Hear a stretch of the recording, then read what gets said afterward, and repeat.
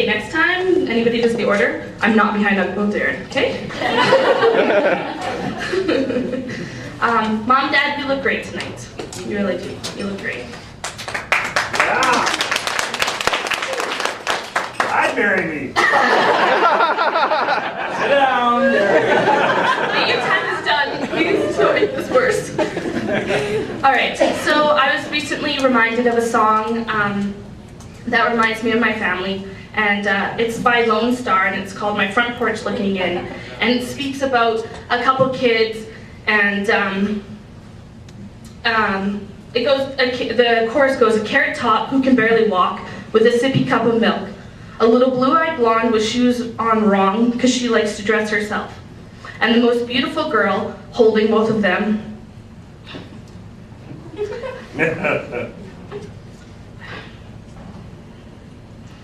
Whew, it's gonna be like another wedding. Okay. And the view I love the most is my front porch looking in. I can't even look over there. Although I'm a little less than a carrot top, there's not much missing from this course, especially because she likes to dress herself, because anybody who knows Jamie knows that she can be a little bit, you know, her. Mom and Dad, congratulations. 30 years is no small feat, and is something to be extremely proud of and not to be taken lightly. Dad, stop it.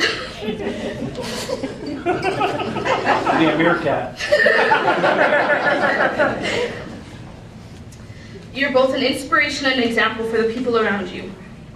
Mom and Dad, I'm not quite sure when or how it happened, but at some point you've become more of a friend than you are a parent. Maybe it's, I suppose that's just one benefit of doing such a great job as a parent in the first place.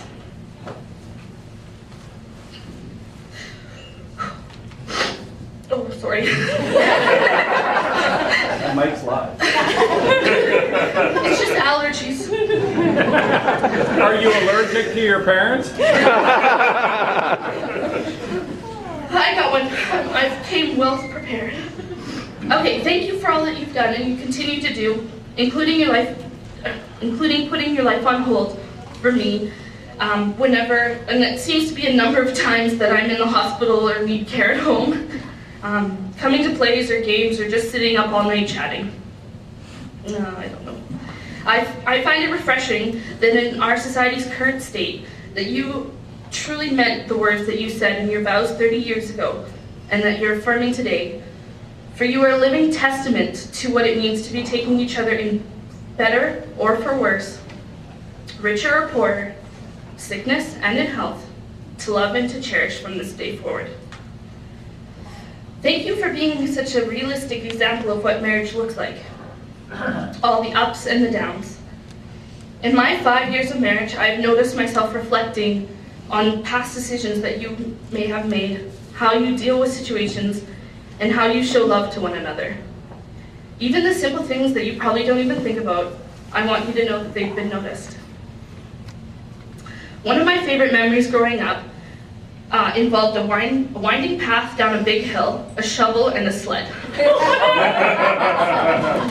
I remember Mom, Jamie, and I spent the whole day walking up and down this hill working on our luge run. We went up and we went down on the hill by foot and by sled. We built up the parts of the walls where they needed to so we didn't fly over and go into the forest. We got so caught up with what we were doing that we forgot everything else, including dinner. Only remembering with the sight of Dad's car coming home, and Mom raced home and prepared something, pretending like she had worked on it all day. We were so excited about what we had accomplished. After dinner, Dad came to the hill with a little bit of convincing and decided that this was a great attempt, but it was missing something. Water. As every man, it needs to be some level of danger. So, off Dad went to get water, and by the end of the night, we had a luge run that rivaled COP. It lasted for at least a good week. It was such a great day with the family. Another memory I have is when we were really little, I would crawl into bed beside Dad under his arm to watch TV. That spot has always brought great comfort to me.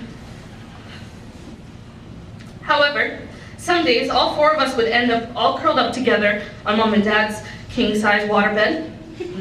At some point, Dad would start to feel claustrophobic, and Dad would either ask us, I'm not sure how this all played out, he either asked us or just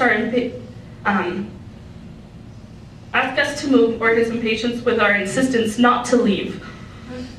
Whichever, doesn't matter. Dad would start a huge tickle fight. This would lead to an all-out war, usually ending in a battle of girls against boys. Sorry, Dad. It's my life. I remember that those would usually end up in total exhaustion and bitten noses. Thanks, Mom and Dad, for just making the boring fun.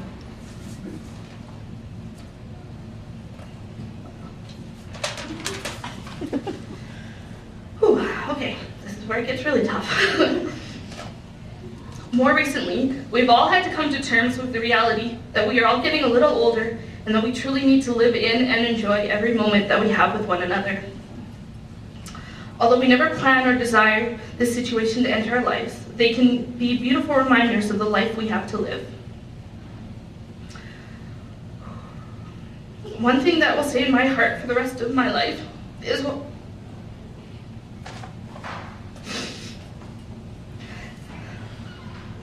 watching how Dad cared for Mom.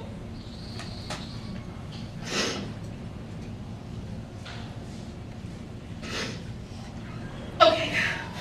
Oh, it's a good thing it's waterproof. Mine's not.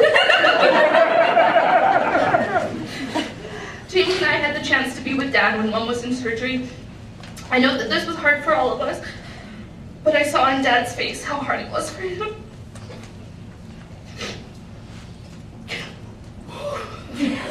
Jeez. You're teaching now. I'm glad that we were laughing before. Okay. When Mom was brought back up to the room, Dad could barely wait to see her.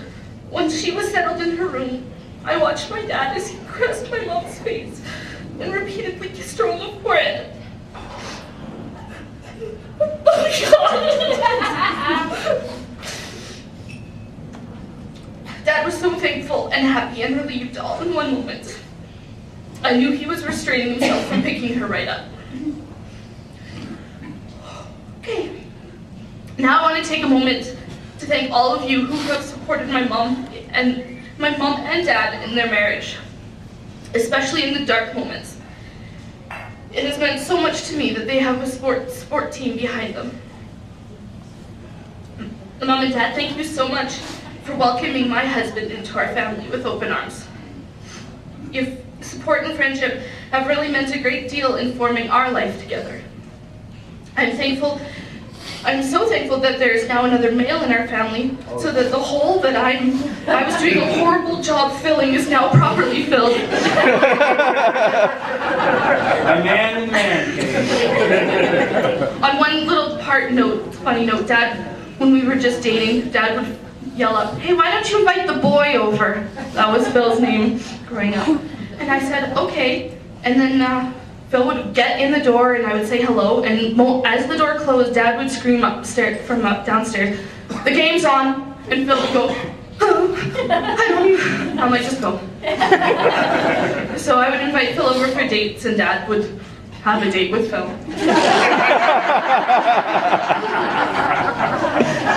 Where's that big love?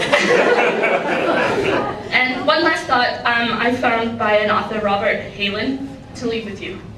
Love is the condition in which the happiness of another person is essential to your own. Thank you. Help me congratulate my wonderful parents and my best friends.